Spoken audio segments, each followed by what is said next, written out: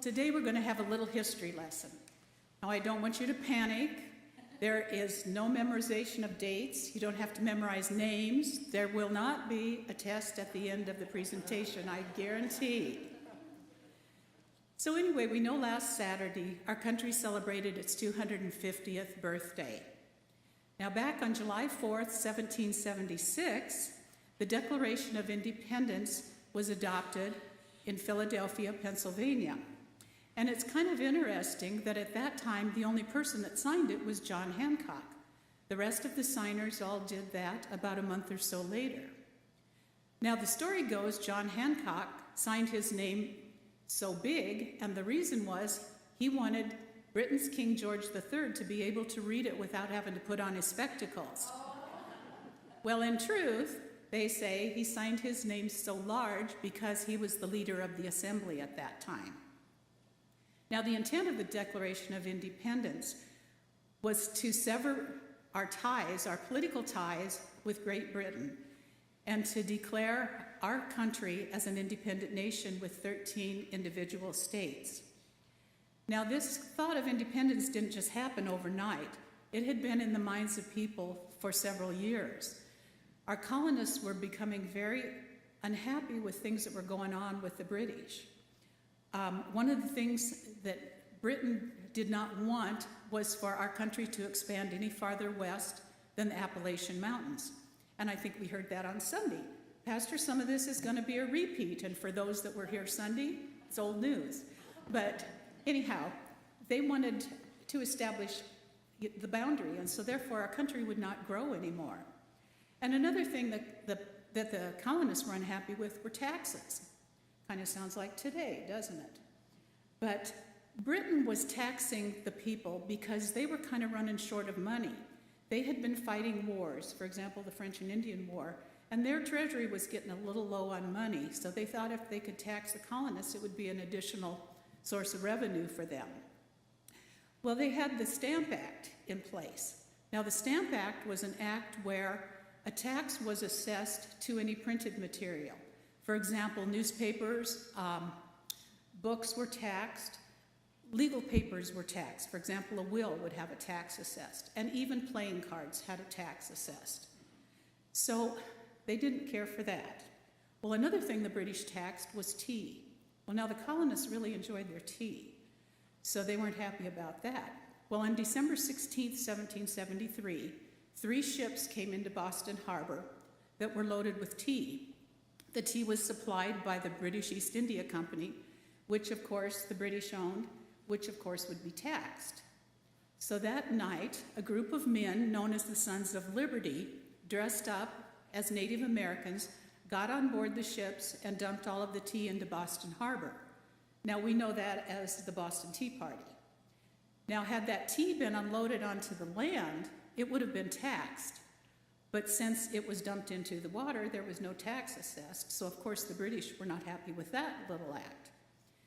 Well, now, those 342 chests that were dumped into the water in today's economy would be valued at $1.7 million. So that was a lot of tea on those boats. Well, time went on, and a little over a year later, in April of 1775, word was reached in Boston that a group of British soldiers were marching to the Concord and Lexington area. They planned, when they got to Concord, to seize some of the arms and the gunpowder that was stored there, and then they were going to go on to Lexington and arrest Samuel Adams and John Hancock, who were said to be staying there. Well, that night, Paul Revere, William Dawes, and Dr. Samuel Prescott got on their horses, rode to the Lexington and Concord area to warn the colonists that, we all know, the British are coming. So anyway, this gave the colonists time to prepare so that they could get their arms together, form a militia, and be there ready when the British soldiers arrived. Well, now no one knows who fired the first shot that day, but it went on to be known as the shot heard round the world. And it was basically the beginning of the Revolutionary War, a war that would last for 8 years. Now, I bet if we think back to those early days, we're all familiar with our founding fathers, but not too many of us know much about the women who played an important role in the war effort. Now, since for the last several months we've been studying women of the Bible in our WOW groups, it only seemed fitting that we should recognize some of these women that helped in the war effort. Now, today we're going to hear about actually 6 women, 6 very brave women, who all did something a little bit different, but whose actions were all important in fighting for the war effort. So, with that being said, we're going to hear about our first woman, Deborah Sampson, and I believe Bev is going to tell us all about her.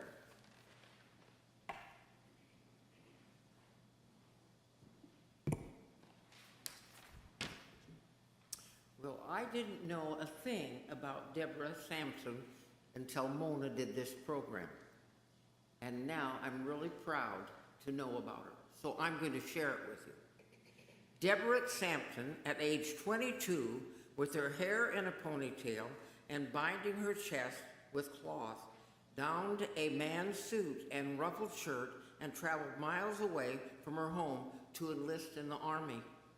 She became a private in the 4th Massachusetts Regiment using the name Robert Chertoff. She was chosen for the light infantry, learning the formation drills, how to charge with a bayonet, and load and shoot a musket twice in only a minute. Being tall and wearing the loose Army shirts of the day, she appeared to be no different from the young men also serving in the regiment. At one point, her unit was attacked and she was slashed by a saber and shot in the leg. She was taken for medical care, where the doctor treated only her head wound as she denied any other injuries. She later removed one musket ball from her thigh herself, but a second one was embedded too deep and it remained in her leg for the rest of her life. While it seemed the war would end before Deborah could be discovered, her luck finally ran out. She contacted a fever and was taken to a hospital. There, the doctor examined her and discovered her secret. Instead of turning her in, the doctor took her to her home so she could recuperate. The doctor kept her secret even from her own family. However, he did inform a general who met her and treated her with kindness. Robert Chertoff was honorably discharged from the Army in 1783. Deborah went on to marry and have 3 children, and like other soldiers, petitioned the government for the money due to her for her military service.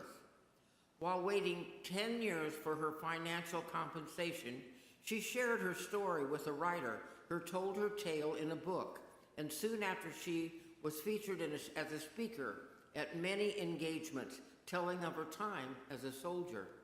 Hearing of her impoverished situation, Boston Paul Revere wrote on her behalf, seeking an additional pension from the government. This resulted in her receiving the money, making her the first woman to receive a military pension. Just 6 years ago, in 2020, the Deborah Sampson Act was signed into law, which would eliminate barriers to care and services faced by women veterans. Among its many provisions, the law created the Office of Women's Health and the Office of Veterans Affairs. So we didn't even know she did all of that, but she pretended like she was a boy, and she did a good job.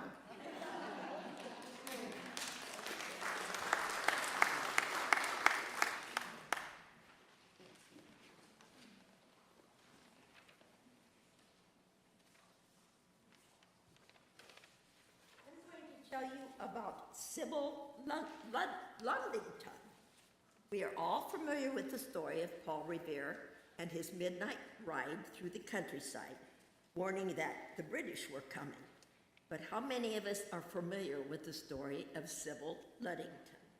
In April 1777, Sybil Ludington was the 16-year-old daughter of Colonel Henry Ludington and the oldest of 12 children. Colonel Ludington was part of the American militia fighting against England's King George III. A few miles from the Ludington home in Fredericksburg, New York, some locals watched while 2,000 British soldiers exited their 20 ships and began marching in formation.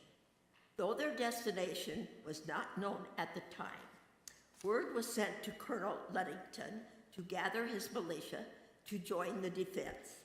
The British marched towards Danbury, where only 50 Continental Army soldiers guarded the town, which was no match for the thousands of British soldiers headed their way.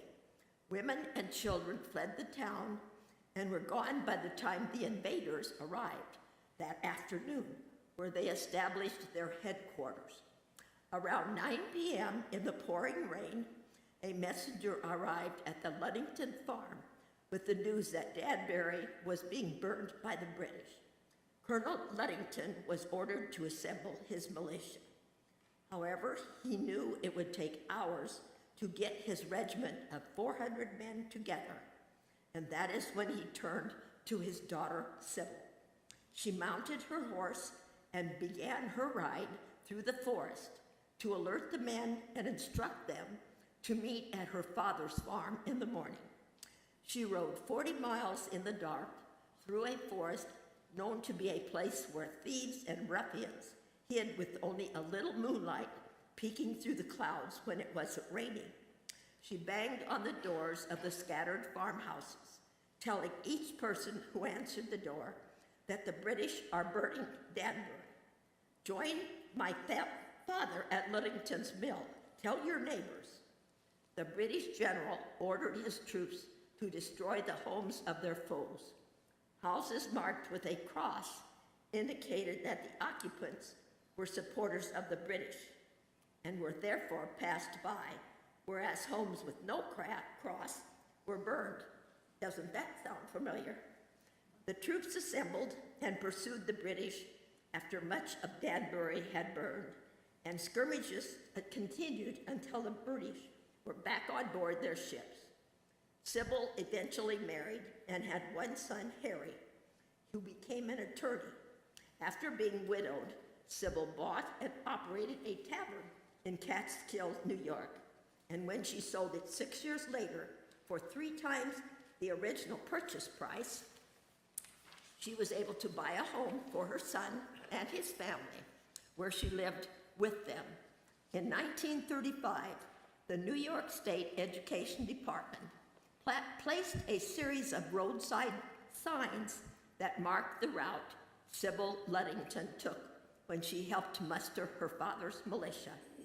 In 1961, a statue depicting the young woman on horseback was erected in Carmel, a town along her route, as well as one in Danbury, and another in the Daughters of the American Revolution Museum in Washington, D.C.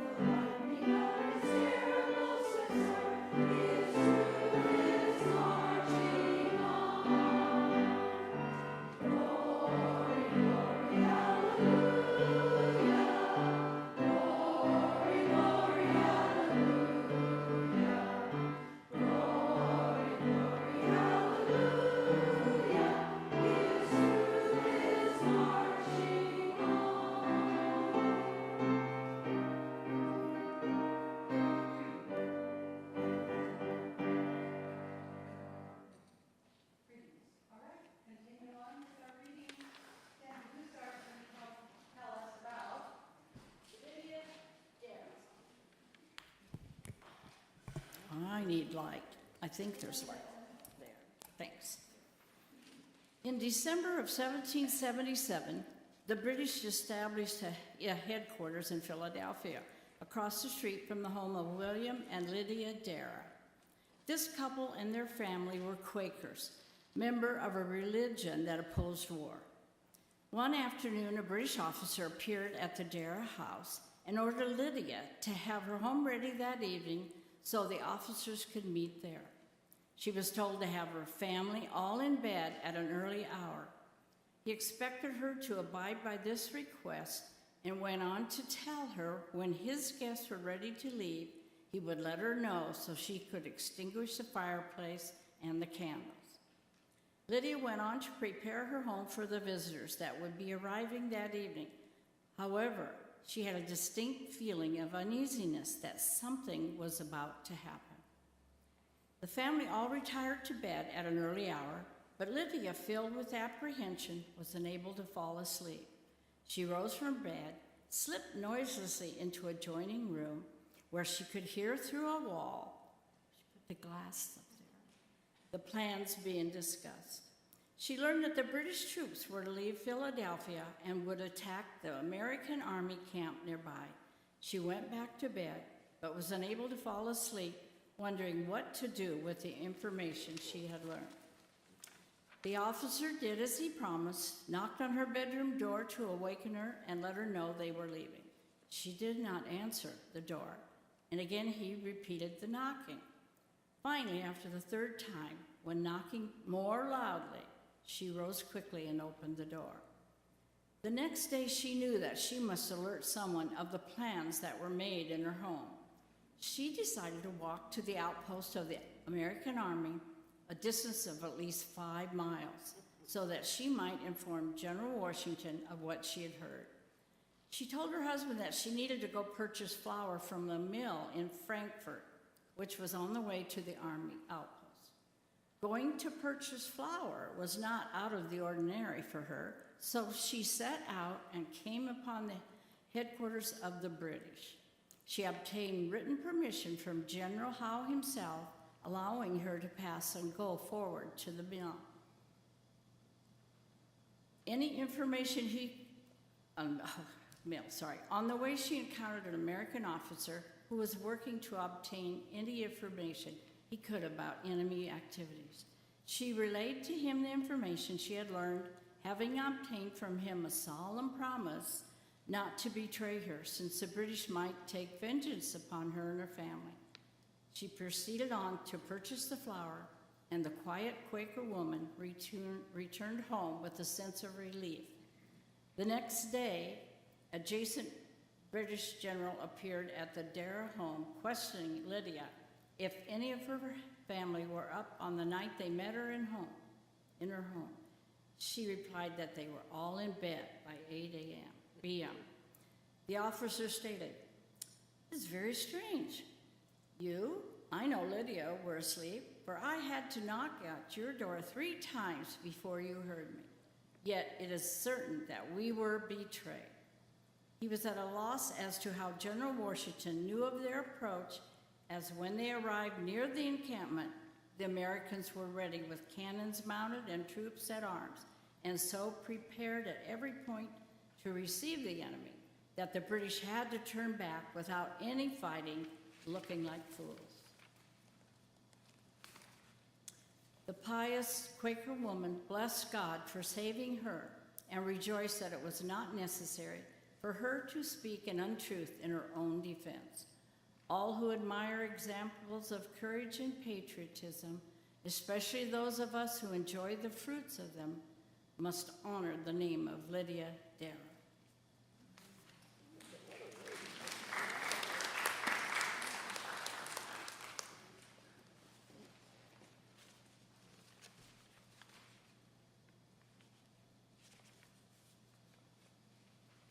Esther Reed and Sarah Franklin Bosch.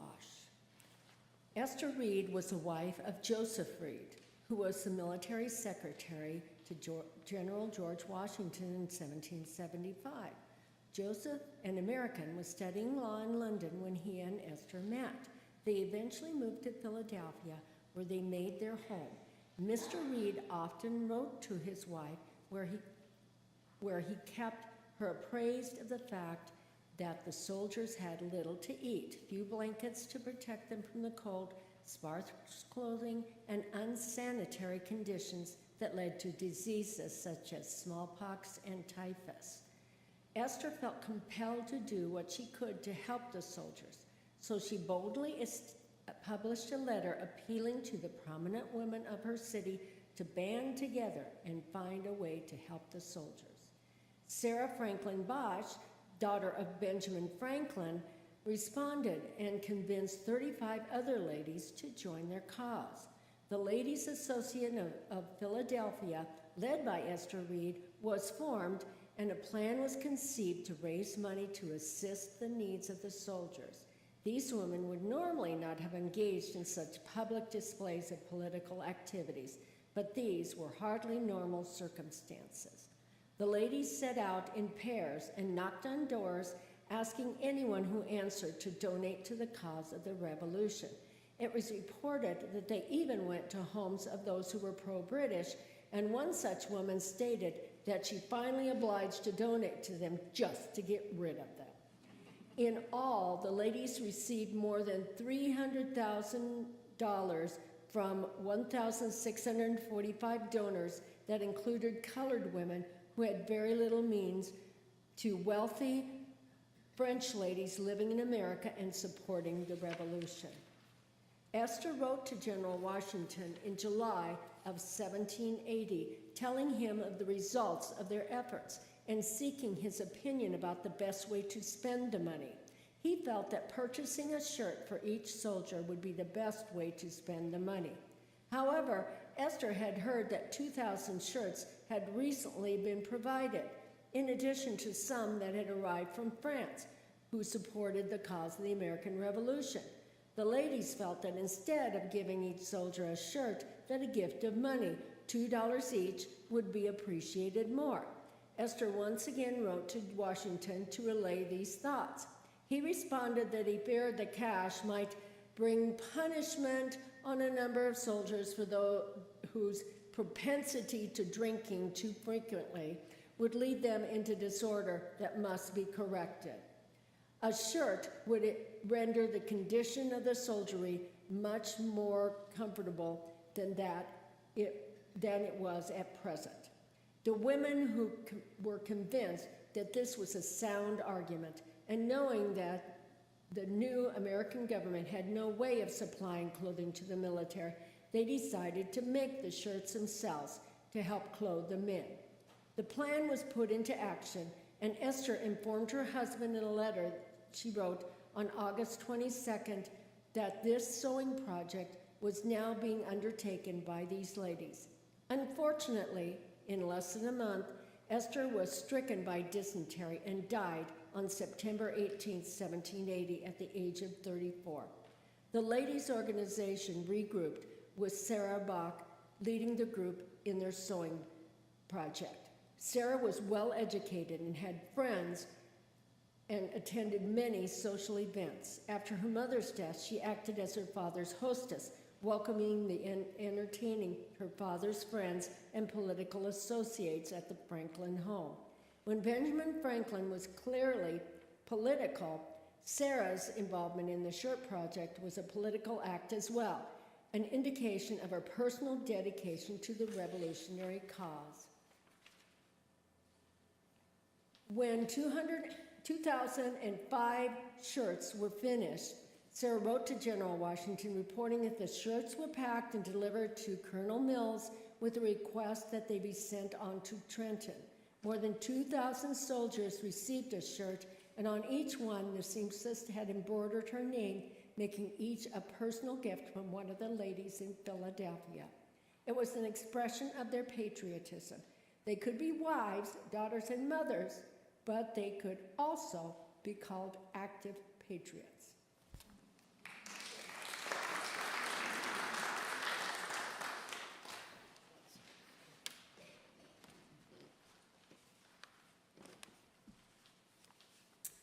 Mary Catherine Goddard, At the time of the American Revolution, news was printed on broadsides, long single sheets of paper, almost like a poster. People read broadsides like the Maryland Journal to find out the news of the day. William and Mary Catherine were the children of Giles and Sarah Goddard. Giles was a physician and Sarah a homemaker who tutored her children in French, Latin, and the classics. William left home to be a printer's apprentice, which became the start of a series of newspaper ventures that soon involved Mary Catherine and her mother. After Giles died, Sarah lent William the money to set up a printing business in Providence, Rhode Island, where he started the Providence Gazette. When he needed help, Mary Catherine and Sarah joined him, soon learning the printing trade. When William left to start other printing businesses, the two women continued publishing the Providence newspaper. They not only published the paper, they wrote and edited stories, sold subscriptions, and collected the debts when subscribers didn't pay. They also published almanacs, pamphlets, and books, in addition to opening a bookstore and bindery. Mary Catherine and Sarah might well have continued to publish the Providence Gazette, but William asked them to move to Philadelphia and assist him on the paper he started there, the Philadelphia Chronicle, Universal Advertiser. Sarah, at age 70, was hesitant to leave Providence. However, the two of them joined William in 1768. Sarah died 2 years later. William moved to Baltimore to start yet another paper, the Maryland Journal, leaving Mary Catherine in Philadelphia to continue working there. He soon asked Mary Catherine to come to run the paper there while he left to establish a postal system to replace the British one. It was later adopted by the Continental Congress and is today the United States Postal Service. Through the influence of her brother, Mary Catherine then became the postmaster of Baltimore, in addition to being the publisher of the Maryland Journal. The newspaper thrived under her leadership and was read throughout many of the colonies. When subscribers could not pay, she accepted beef, beeswax, and other food as payments.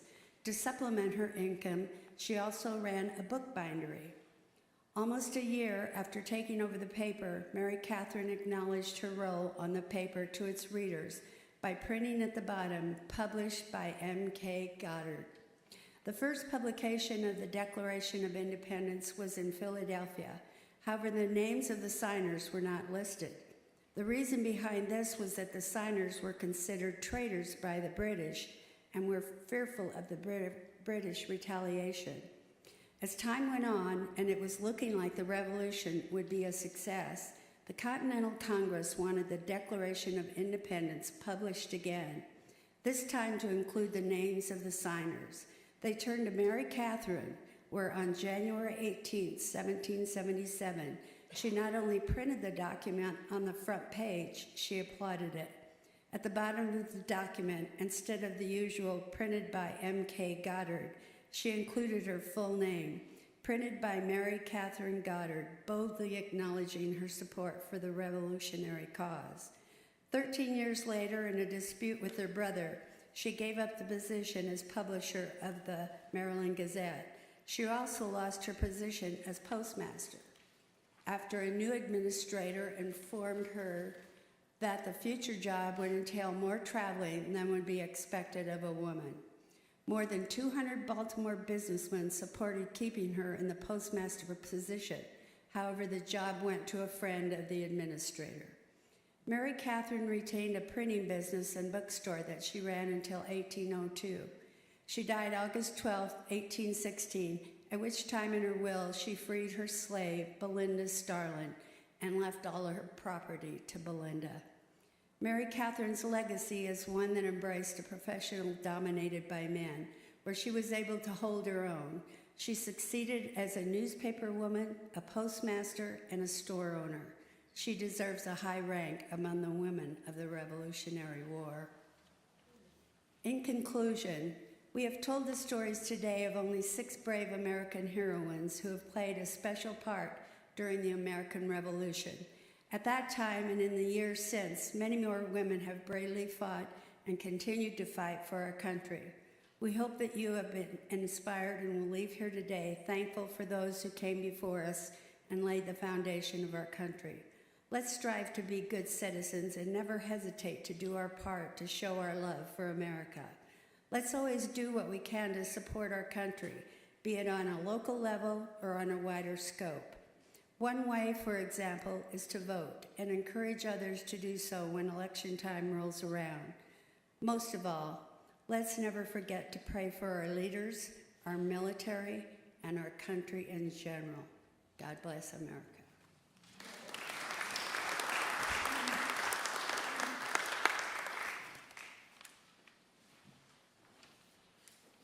And just a reminder, as we finish up our program, Ruth and Hannah, there will be no executive meeting in August, and Pastor, you have a month off, no group meetings. So we'll see y'all in September. I hate to say that. That's every year from what we know. Oh, all right, we're gonna finish up with a couple of sing-alongs, and then the very last song we'll have a solo at. Yes. So first, my country recipe.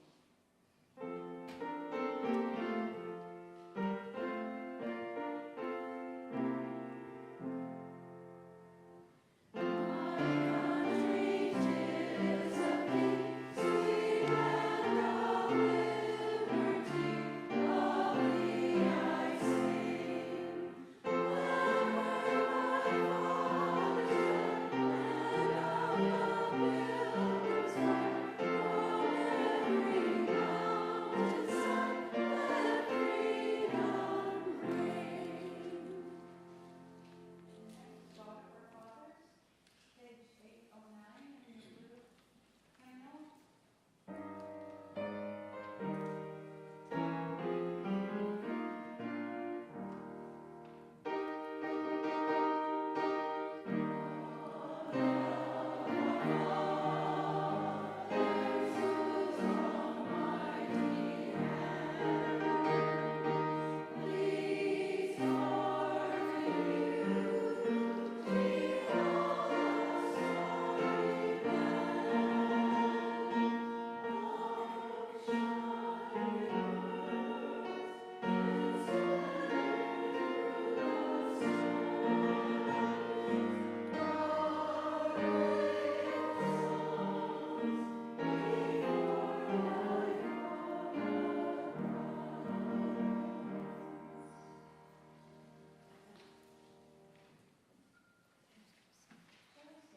Yep, that'd be good.